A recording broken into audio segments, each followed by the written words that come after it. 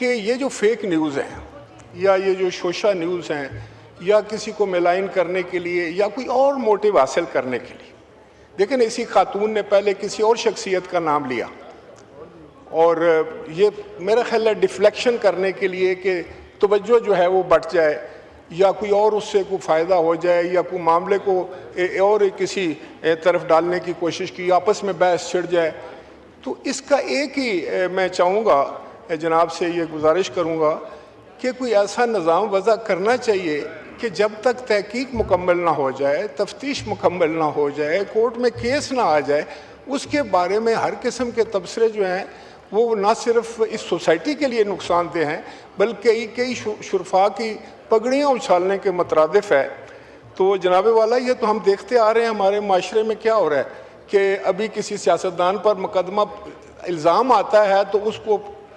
Media کے کٹہرے میں کھڑے کر کے اس کی ایسی کی تیسی پھیر دی جاتی ہے اور پھر 10 سال کے بعد کورٹ یہ فیصلہ کرتا ہے کہ آپ کو باعزت طور پر بری کیا جاتا ہے۔ تو میں ہمیشہ یہ کہا کرتا ہوں کہ وہ 10 سال جو اس کی آپ نے ایسی کی تیسی پھیری، اب اس کی کیا آپ عزت بحال کریں گے؟ تو اس کے لیے میں لا منسٹر صاحب یہاں تشریف فرما ہیں، باقی ہمارے عمائدین بیٹھے ہیں، سیاستدان بیٹھے ہیں، تو میری صرف یہ گزارش ہے، میں کسی پہ کوئی اس پہ کیونکہ مجھے پتہ ہے کہ اس کا کوئی وجود نہیں تھا اور بلکہ میں چیف منسٹر صاحب کا بھی شکر گزار ہوں، وہ کل تشریف لائے، آپ نے خود وہاں کے آئی جی سے اور باقی جو حکام تھے ان سے جب معلومات حاصل کی تو آپ کے سامنے حقیقت آئی، مجھے بھی پتہ چل گیا اپنے سورسز سے کہ یہ ایک بڑی لو قسم کی بات تھی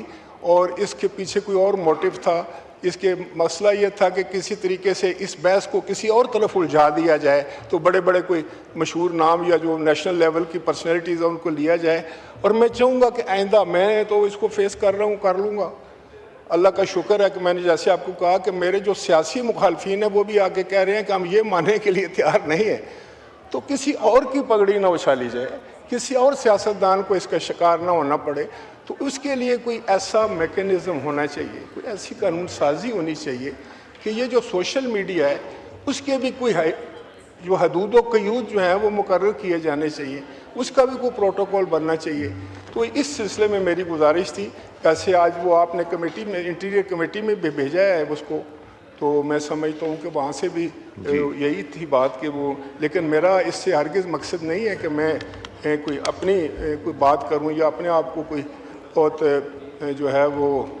کوئی فرشتہ ثابت کرنے کی کوشش کروں، لیکن میں صرف یہ کہہ رہا ہوں کہ بیس لیس فریولس قسم کے جو الزامات ہیں بہتان ہیں، نہ تو ہمارا مذہب اس کی اجازت دیتا ہے اور اس میں بڑا کلیئر ہے ہمارے لیے انسٹرکشن کہ بہتان لگانا جو ہے یہ بہت بڑا گناہ ہے ثبوت کے بغیر۔ تو اس لیے میں یہ چاہ رہا تھا کہ آج اس ہاؤس میں رکھوں، یہ ہمارا گھر ہے، میری ساری برادری بیٹھی ہے قائم، میں ان دوستوں کا بھی شکر گزار ہوں جو اب اس وقت نہیں ہیں، انہوں نے بھی میرے سے ہزارے یکجہتی کیا، دوسری طرف بیٹھے ہوئے دوستوں نے کیا، انہوں نے کہا کہ کم از کم آپ کے بارے میں تو ہم یہ سوچ بھی نہیں سکتے، نہ ہمیں خیال آ سکتا ہے۔ تو اسپیکر صاحب، میں آپ کی وساطت سے یہ ضرور کہوں گا کہ اس بارے میں میں سب مل کو سوچنا چاہیے کہ جو گناہ گار ہے اس کو سزا ملنی چاہیے، لیکن بے گناہ کی میں سمجھتا ہوں کردار کشی،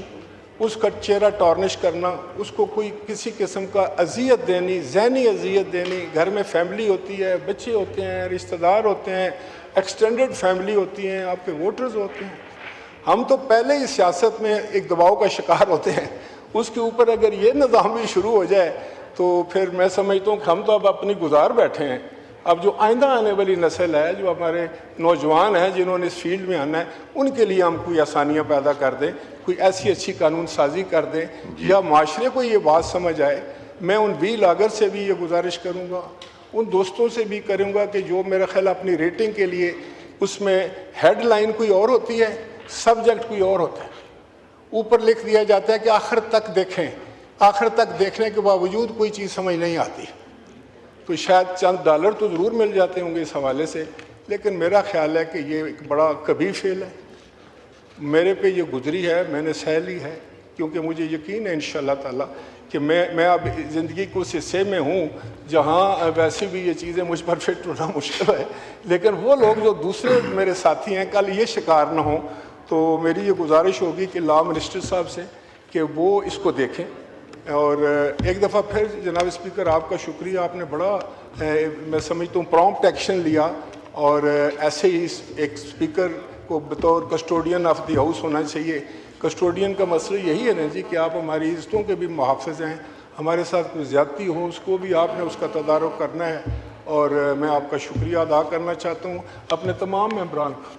میں فرسٹ لیڈی کا بھی یہاں شکر گزار ہوں کہ انہوں نے بڑے